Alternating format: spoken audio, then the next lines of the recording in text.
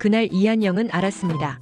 이번 생에서는 판결문 한 줄이 누군가의 인생이 아니라 권력의 목을 자를 수도 있다는 걸. 거대 로펌의 노예로 살다 모든 걸 잃고 다시 10년 전으로 돌아온 판사 이한영은 이번 생을 조용히 오래 사는 선택지에서 지워버렸는데요. 과거로 돌아온 순간부터 그의 목표는 단 하나였습니다. 다시는 강신진에게 고개 숙이지 않겠다는 것, 그리고 사법부라는 이름 아래 숨은 거악을 법의 언어로 꿰뚫어 세상 앞에 끌어내겠다는 다짐이었죠. 하지만 현실은 여전히 녹록지 않았습니다.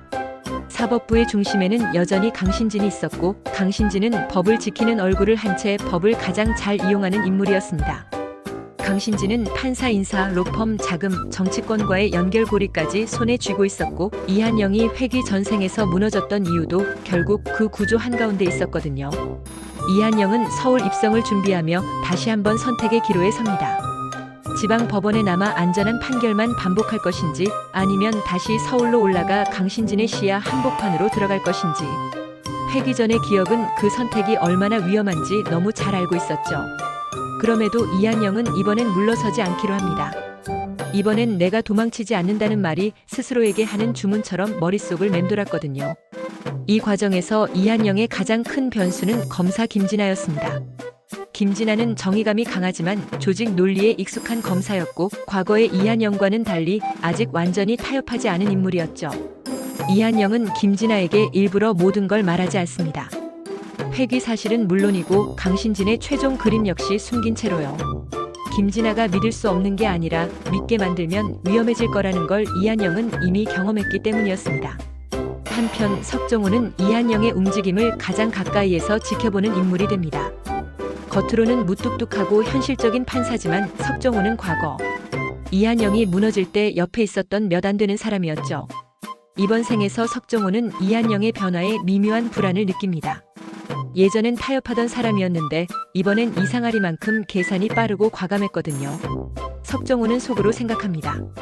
이 사람 뭔가를 너무 많이 알고 있다. 강신진 역시 이한영의 복귀를 예의주시합니다. 과거엔 쉽게 조종할 수 있었던 판사였는데 이번엔 판결 하나, 발언 하나가 전부 의도적으로 느껴졌거든요. 강신진은 임정식과 김진안을 통해 이한영의 과거 기록을 다시 뒤집기 시작합니다. 회기 전생에서 이한영이 숨기려 했던 작은 흠집 하나라도 다시 꺼내기 위해서였죠. 그 과정에서 유선철과 유진광이라는 이름이 다시 떠오릅니다. 유선철은 사법부 내부에서 원칙을 말하지만 끝까지 가지 않는 인물이었고, 유진광은 언제나 권력 쪽으로 기울어졌던 정치 브로커였습니다. 이한영은 이 두 사람이 강신진의 방패이자 약점이라는 걸 알고 있었고, 이번 생에서는 그 균형을 일부러 흔들기 시작합니다. 결정적인 전환점은 박철우 사건이었습니다. 박철우는 겉보기엔 단순한 뇌물수수 사건의 피의자였지만 그 뒤에는 거대 로펌과 강신진 라인의 자금 흐름이 얽혀 있었죠. 회기 전 생에서는 이 사건이 조용히 묻혔습니다. 하지만 이번 생에서 이한영은 일부러 사건을 쪼개고 연결고리를 판결문 속에 은근히 남깁니다. 누군가는 읽고 누군가는 불안해질 수밖에 없는 문장들이었죠. 이 과정에서 송나연과 유세희도 움직이기 시작합니다.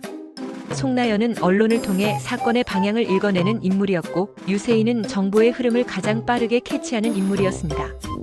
이한영은 이 둘을 직접적으로 이용하지 않지만 일부러 흘려도 되는 정보와 절대 숨겨야 할 정보를 구분해 흘립니다.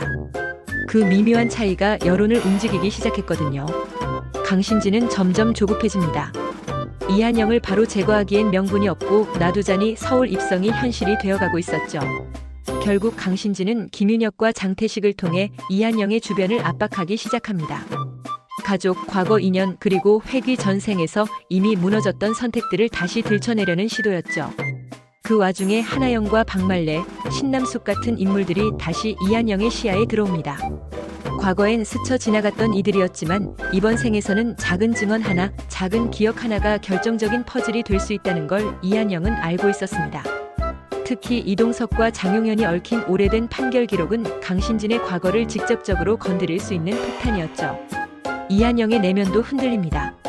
모든 걸 알고 있다는 착각, 이미 한번 살아봤다는 오만이 스스로를 위험하게 만들 수 있다는 걸 느끼기 시작했거든요. 김진아의 질문 하나, 석정호의 침묵 하나에도 이한영은 불안해집니다. 혹시 이번 생에서도 같은 결말로 가는 건 아닐까 하는 두려움이 밤마다 올라왔죠. 하지만 그때마다 이한영은 스스로에게 말합니다. 이번 생은 정의를 믿는 게 아니라 정의를 만들어가는 거다. 그 말은 다짐이자 경고였습니다. 누구도 믿지 말고 판결 하나하나로 증거를 쌓으라는 경고 말이죠. 이야기는 결국 서울중앙지법 인사 발표를 앞두고 극단의 긴장으로 치닫습니다. 이한영의 이름이 올라갈 것인지 아니면 또 한 번 묻힐 것인지, 그리고 강신진이 감추고 있던 진짜 약점, 단순한 비리가 아니라 판사로서 절대 드러나선 안 될 선택이 서서히 수면 위로 떠오르기 시작합니다. 모든 진실은 아직 드러나지 않았고 이한영 역시 모든 패를 꺼내지 않았습니다. 다만 한 가지는 분명했습니다. 이번 생에 이한영은 더 이상 이용당하는 판사가 아니라 사법부 전체를 판결대 위에 올려놓으려는 사람이었다는 것. 그리고 그 재판의 피고석 한가운데에는 강신진이 앉아 있었죠.